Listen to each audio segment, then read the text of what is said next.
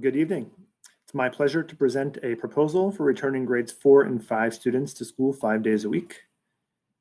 As we have talked about multiple times, including just 2 weeks ago, our vision since last summer has been to safely return all students and staff members to the Warren Township schools, and we have been continuously operating under these guiding principles: that we will prioritize the health and safety of students and staff members above all else, that we'll follow NJDOE guidance, including physical distancing, discouraging cohort mixing, encouraging and improving hygiene practices, and thinking about the mental health effects of any decisions that we make, while relying on the most up-to-date information available to us. As always, our plans require us to follow and then respond to changes that might come from various entities such as New Jersey Department of Education, New Jersey Department of Health, CDC, and so everything presented tonight is based on the current guidelines and could change if anything new comes to us in the immediate future. Just to kind of bring all the different moving pieces together, assuming stable risk conditions with COVID-19, we're at a place where this week we're implementing our hybrid 1.2. I'm very happy to have all of our grade 3 students back in school 5 days a week as of today, as well as 10% of our middle school students who qualify for certain special education programs. We're looking for approval from the board tonight for a grades 4 and 5 plan, and we are working on plans for grades 6 through 8 within the existing guidelines as well. We anticipate coming back at the March 15th meeting with more information about the middle school that can be implemented post-spring break.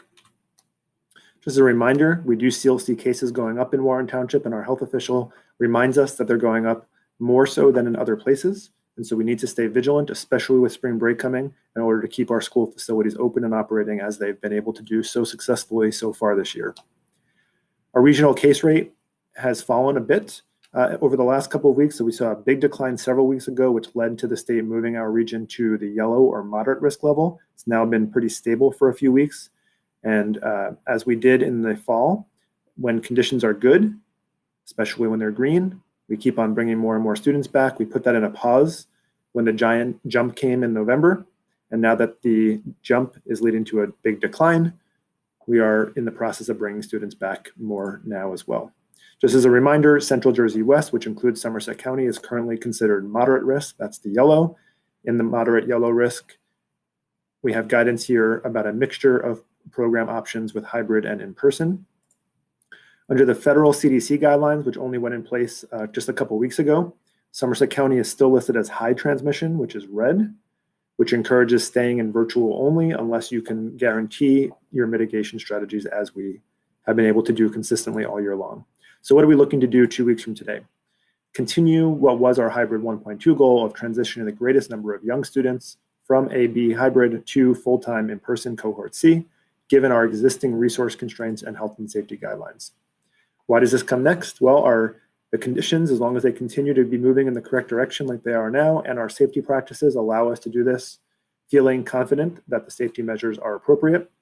This change will complete the return of all elementary school students to school facilities 5 days a week, which would be a huge accomplishment, especially considering it's recommended that we can do that without making any reductions to health and safety protocols. We know that younger students have more difficulty accessing distance learning, and we know from the CDC that the risk is lower with our younger students. The grade 4 and 5 plan on the agenda for approval tonight is based on a modeling of scenarios that were determined by a recent survey of grades 4 and 5 parents. We would implement a final re-registration this week, which could require some adjustments depending on what the final numbers look like.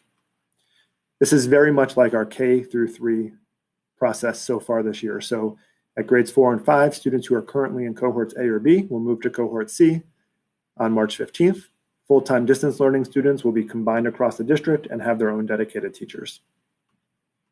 Full-time in-person students will continue to be assigned to a homeroom. Now at the upper elementary grade, students already have different teachers, and that will continue for different subject areas. Class sizes will be affected by the maximum classroom capacity, so that'll generally be about 13 or 14 students in a traditional classroom. This plan does assume that we will move some classes out of traditional classrooms into alternate spaces, such as libraries, because we will need to have slightly larger classes. But by being in a larger space, we'll be able to do that and have the appropriate spacing maintained. Full-time distance students will be brought together across the 4 elementary schools. Most or many students will have a new homeroom teacher as a result, with at least 1 teacher for every 14 students, just like we have in person. And as we did with K1, 2, and 3, the schedule will be adjusted to the later school time to match so that we're consistent across. We will be asking for a final confirmation and reminder for our other elementary school students who volunteered to give up seats on the bus, because that was one of the things that made it so we could bring back 4th and 5th grade students.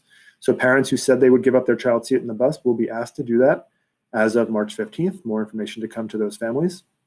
And we should all be prepared that this will increase arrival and dismissal traffic and slow down the process of arrival and dismissal at the elementary schools. Please be patient as we work through. Every time we make a change, the first few days go a little bit slow, but there will be many more cars at each school as a result of this change. Approval anticipated tonight. This will go to the Department of Education for approval tomorrow, as well as the survey to the parents who are affected by it, which will ask for your responses no later than Wednesday, so that our administrators can begin the process of assigning staffing, redesigning sections. Next week, we go into transportation routing, so that by next Friday, March 12th, our 4th and 5th grade parents will get an updated parent portal notification about a homeroom change, and all of our elementary school parents will have updated information about busing if it applies to them. As I said, the survey will be live for 4th and 5th grade parents tomorrow. More information to other elementary school parents about busing as well. And we should anticipate that, assuming the board approves item A3 on tonight's agenda, which will direct the administration to bring back suggestions for how we could bring more middle school students back to school 5 days a week within the existing guidelines, we may need to do additional surveying of all middle school parents over the next week or two. So just be on the lookout for that. We don't exactly know what that might be or when yet, but we will make sure that that gets out to all middle school parents as soon as it's ready. As always, thank you to everyone who helps make these things happen. This is the same chart that I've put up each time we brought back another group, but it's no less work, significant effort that goes into modeling the scenarios, making sure we have accurate information, thinking about bus routes and classrooms and furniture and space availability, arrival and dismissal procedures and all. So thank you to our committee chairs, our principals, and everybody else for all of their help.